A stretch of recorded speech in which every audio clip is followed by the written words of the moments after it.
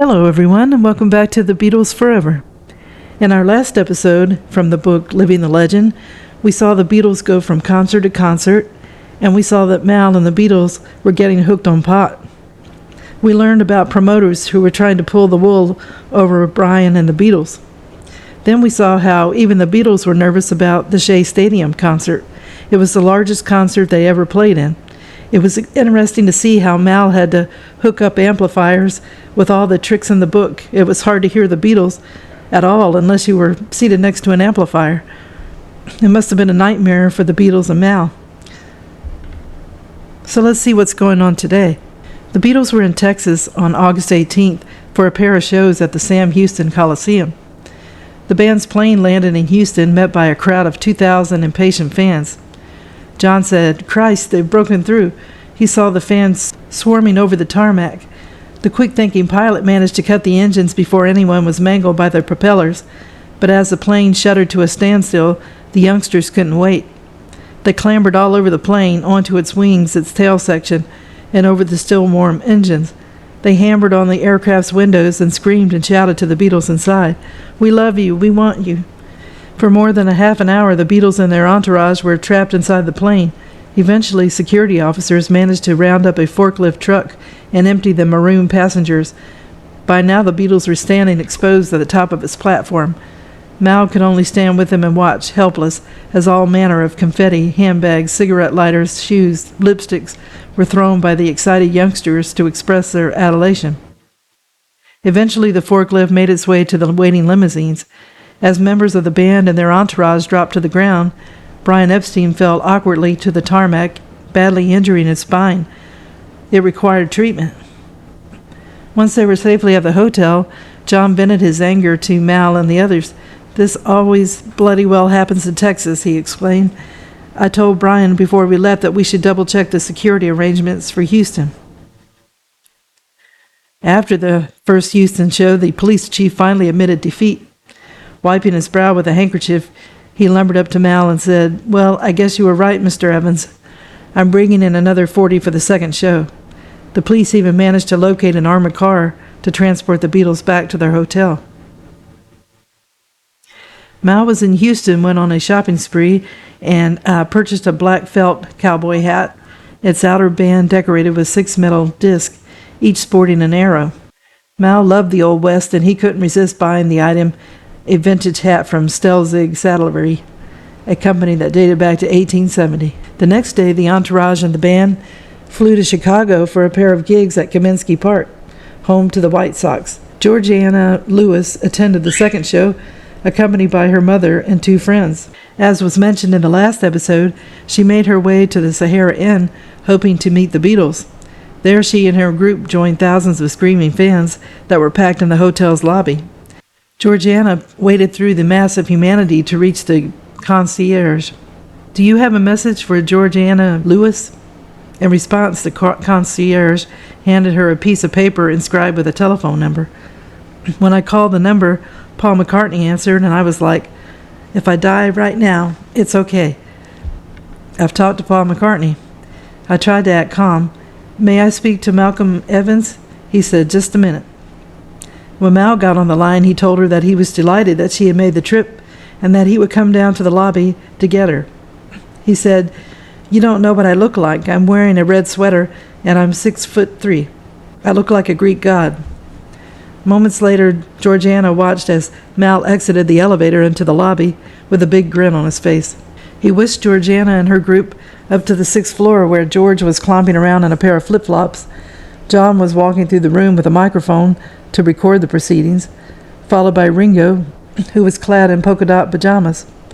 Georgiana recalled that she talked to Mal about the Beatles fan club and how they were popping up across the globe. And then she said, "Do you have a fan club?" He started laughing really hard, and I said, "Well, you should." Moments later, Mal returned with Paul, who said, "Which one of you birds is starting a fan club for Mal? This is great, Mal. It's just what you need. But there's one thing I got to warn you about," Paul added. "Mal's a bigger fan of Elvis Presley than he is of us. Apart from that, you'll find he's quite normal." Georgiana grabbed a stray paper bag and a pen and began conducting an impromptu interview with Paul. She wrote his answers down on the paper bag like a reporter. As Mal recalled, Paul chatted on to the delighted girls and told them how I had joined the Beatles over 2 years previously when they were playing at Liverpool's Cavern Club. Paul told Georgiana that at the start, Mal was just a bouncer at the club. I think he got the job so he could hear us for nothing. We hired him for his own protection. Georgiana listed Mal's statistics. Malcolm Evans, wife of Lily, son of Gary.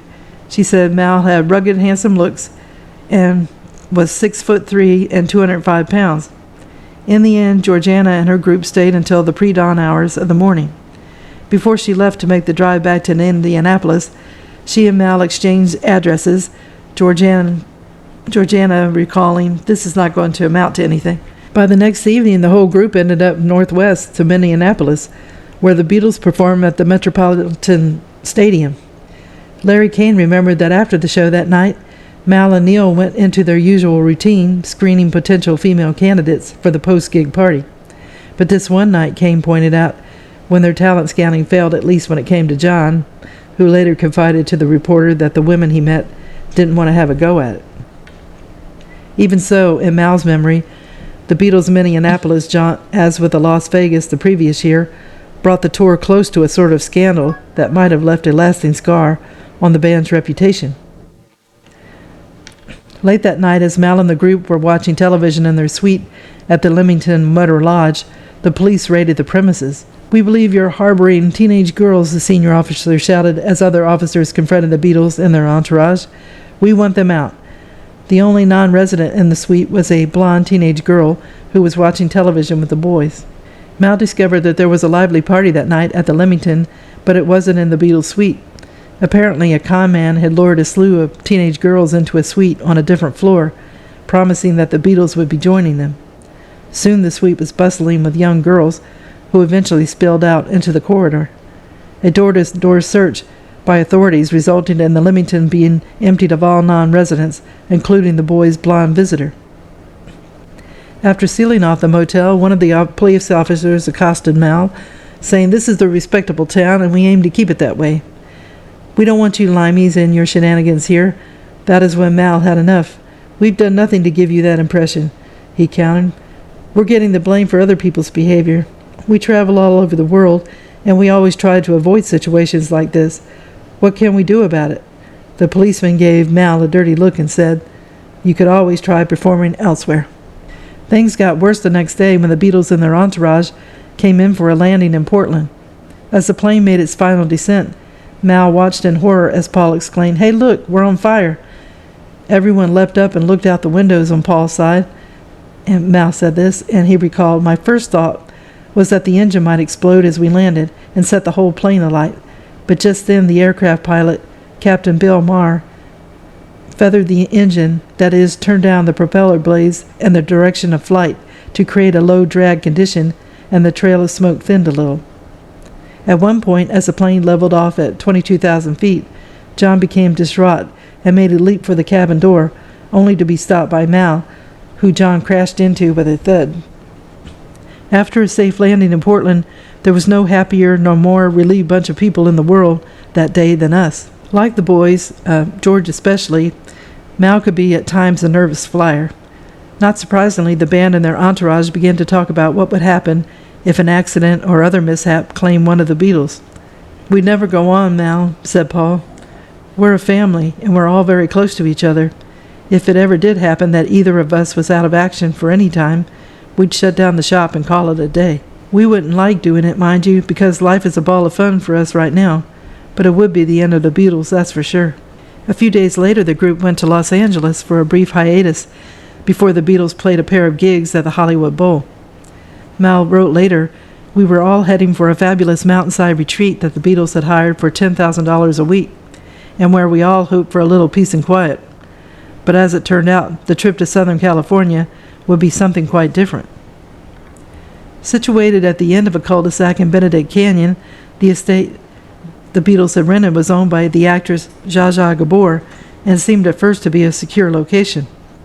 That afternoon, the band and their entourage enjoyed a pleasant and restful day around the lavish pool, floating for hours on the cool blue water, sunbathing on the patio, and sipping American beer. But it wouldn't last, Mal later wrote. My heart sank later that evening when I saw on the TV screen loads of shots of the bungalow and newscasters giving out the full address of the Beatles' hideaway.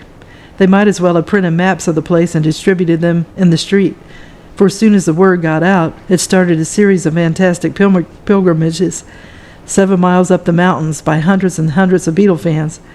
They walked, they hitchhiked, they borrowed cars, crammed themselves into all kinds of vehicles, anything that would get them to the place where they might get a glimpse of their idols. The roadies quickly fell into a routine.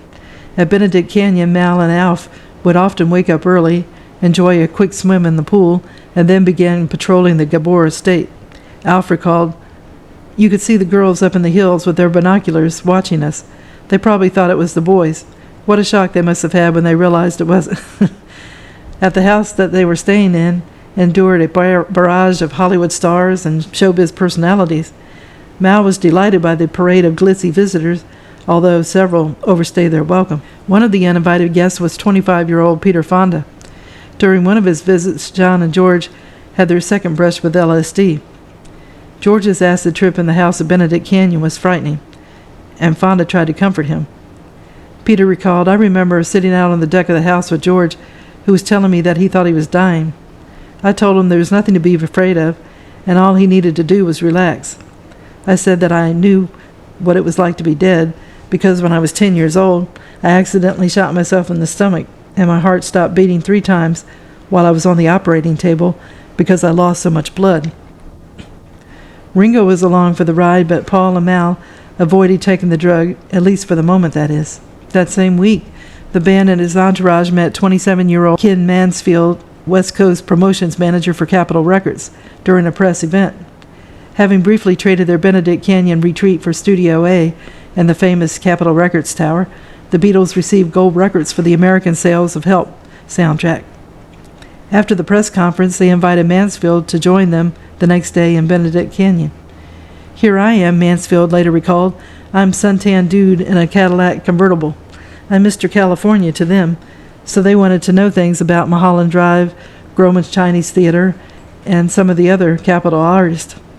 Ringo wanted me to introduce him to Buck Owens, and Paul wanted some Gene Vincent records."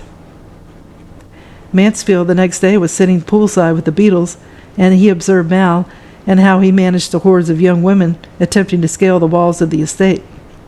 Mansfield said he was invited because of Mal's immediate blessing. They trusted him, and he trusted me, and it was that simple. In those days, you didn't get anywhere near the Beatles unless you first passed muster with Mal or Neil. As they sat around the pool, he recalled the sight of Mal busily working the periphery of the pool area, because some of the fans were making it to the top of the walls of the estate and coming down on the other side. Mal would gently spray them with the garden hose, lift them up over his shoulder, and carry them out to security at the end of the cul-de-sac. And the whole time, the kid would be looking over Mal's shoulder, hoping to wave to a Beatle. For Mal, it was easy work, handing wayward fans over to law enforcement. Mal bonded with the sheriff staffing the Benedict Canyon security. They were so impressed with the roadie that they gifted him with an honorary sheriff's badge. And sometimes Mal would find himself upset over the level of fans' desperation. From time to time, he wrote, "I wandered out to the gates to tell the kids they were wasting their time and ought to go home. As always, I felt a bit sorry for them, and I took a few jugs of coffee to take the chill off." So I'm going to end the video here, because in the next episode, we're going to see the Beatles and Mal meet Elvis. So that should be a great story, and as well as other adventures they had in California. In this episode, we saw the Beatles go to Houston, where there were fans that were out of control. They made their way to Chicago when a fan named Georgiana met Mal and the Beatles, and I'm sure that was a memory she never forgot. Then Mal and the Beatles had a bit of trouble in Minneapolis, and they were on their way to Portland, and they had a plane on fire while they were in flight. Then they got to California, where they hoped to enjoy themselves, but the Beatles' place they were renting was spilled to the public, and the fans kept trying to see the Beatles. Mal was plenty busy working with security to keep the Beatles safe. As I mentioned one time before, I have some Amazon items in the description, And if you're interested in any of them, if you click on the link, it will take you to the Amazon site. And if you buy anything, I get a small commission from Amazon at no extra cost to you. Well, I hope you enjoyed the video, and if you haven't subscribed, if you could do so, it would help the channel to grow, as well as giving it a thumbs up. It's all a great help. And if you haven't clicked on the notification bell, if you could do that, it lets you know when a video is posted. More importantly, I want to wish everyone a good day, and tune in again soon for another episode of the Beatles Forever. Thank you. Bye.